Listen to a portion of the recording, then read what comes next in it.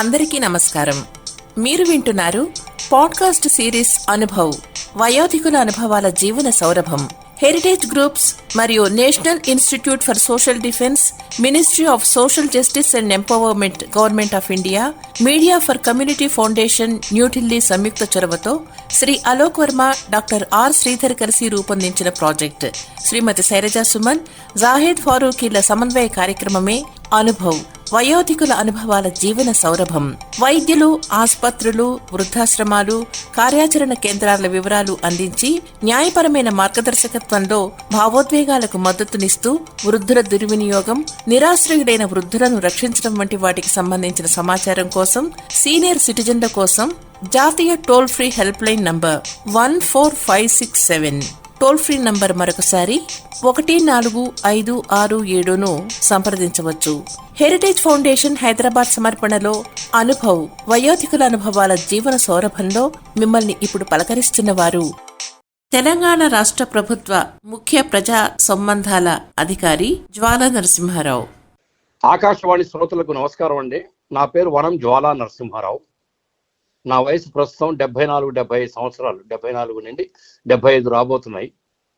నేను ప్రస్తుతం గత 8 సంవత్సరాలుగా తెలంగాణ రాష్ట్ర ముఖ్యమంత్రి కల్వకుంట్ల చంద్రశేఖరరావు గారి దగ్గర ప్రధాన పౌర సంబంధాల అధికారిగా పనిచేస్తున్నాను. ఆ ఉద్యోగంలో చేరినప్పుడు నా వయసు దాదాపు 68-67 సంవత్సరాలు, 66 సంవత్సరాలు.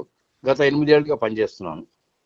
అంటే 60 సంవత్సరాలు దాటిన తర్వాత ఏం చేయాలి, ఎలా ఉండాలి అని నిరాశ చెందకూడదు. మనం ఎంతకాలం పని చేయగలిగితే, ఎంతకాలం మనకు చేతనవుతే అంతకాలం పని చేస్తూనే పోవాలి. కానీ నిరాశ నిస్పృహలతో ఇంట్లో కనుక కాలం గడుపుతూ కూర్చున్నట్టయితే ఏమి చేయలేం. ఇప్పుడు మనిషి యొక్క యావరేజ్ లైఫ్ స్పాన్ పెరిగిపోయింది, బాగా పెరిగిపోయింది. 70-75 సంవత్సరాలు కూడా యువకుల్లాగా తిరుగుతున్న రోజులు ఇవి ఈ రోజుల్లో.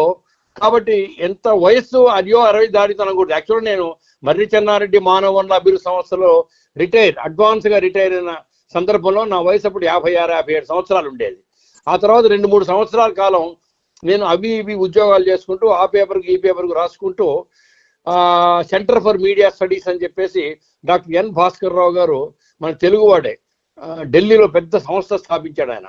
ఒకప్పుడు మిసెస్ గాంధీకి మీడియా అడ్వైజర్గా పనిచేస్తుండేవాడు.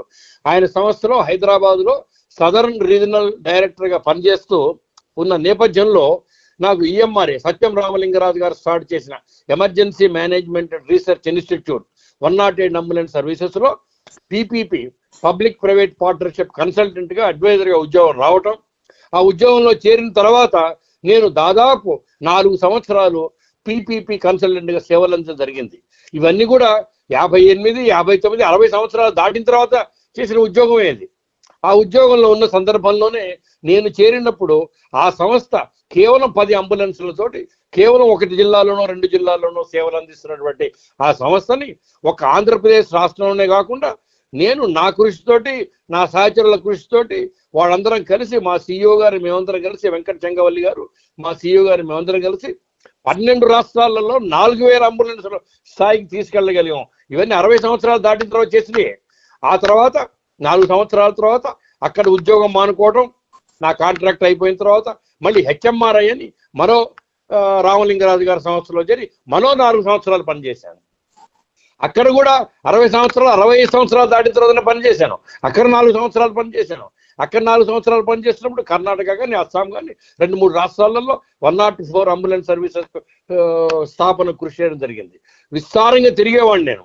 ఇవన్నీ 60 ఏళ్ళ తర్వాత చేసి, ఆ తర్వాత మా కల్వకుంట్ల చంద్రశేఖరరావు గారు తెలంగాణ రాష్ట్రం ఆవిర్భవించిన తర్వాత ఆయన దగ్గర ప్రధాన పౌర సంబంధాల అధికారిగా జరిగి దాదాపు నిత్యం మా బిజీగా ఉండే షెడ్యూలే, బిజీగా పోవటం, బిజీగా పనిచేయటం.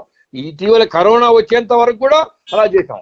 కరోనా వచ్చిన తర్వాత కూడా ఇంటి నుంచి పని చేసుకో, ఏ విధంగా నేను సాఫ్ట్వేర్ వాళ్ళు ఇంటి నుంచి పని చేస్తున్నారు, నేను కూడా ఇంటి నుంచి పని చేసుకునేటువంటి నేపథ్యంలోనే ఒట్టిగా కూర్చోకుండా భారతం, భాగవతం, రామాయణం ఇవన్నీ శిష్ట వ్యావహారిక భాషలో గాథలుగా రచించి 10 మందికి ఉచితంగా పంచిపెట్టడం జరిగింది. వీటన్నిటినీ ఆల్ ఇండియా రేడియోలో రామాయణ గాథల్ని వరుసగా ప్రతి వారం 2 గాథల చొప్పున చదవటం, అవి ప్రచురించడం, ప్రచారం చేయడం కూడా జరిగింది. పుస్తకాల రూపంలో తీసుకురావడం జరిగింది. ఒకటే నేను చెప్పదలుచుకున్నాను, మనం ఎవ్వరం కూడా 60 దాటినాయే, 50 దాటినాయే, 65 దాటినాయే, ఎలా మనం వయసు, ఏం చేయాలి, ఖాళీగా కూర్చోవాలన్నా, ఏ పని లేకుండా ఎలా ఉండాలి, ఆదాయం ఎలా రావాలి, ఇవన్నీ ఆలోచించి కూర్చుంటే ఏమీ జరగదు. మనం ఎప్పుడు నిరాశ చెందకుండా, నిస్పృహ చెందకుండా ధైర్యంగా ముందుకు పోతూ ఉన్నట్టయితే ఈ ప్రపంచం మనదే. మనం ఎంతకాలం జీవించినా అంతకాలం ఎంత గొప్పగా పని చేయగలిగితే అంత గొప్పగా పని చేసుకోవచ్చు. సమాజంలో మన వంటూ ఒకరు ఉన్నాము, మన వంటూ ఒకరు ఈ సమాజానికి సేవ చేయవచ్చు అని నిర్దిష్టంగా, ఖచ్చితంగా, ఖరాఖండిగా చెప్పవచ్చు అని చెప్పి నేను నమ్ముతున్నాను. ఆకాశవాణి శ్రోతలకు నమస్కారం.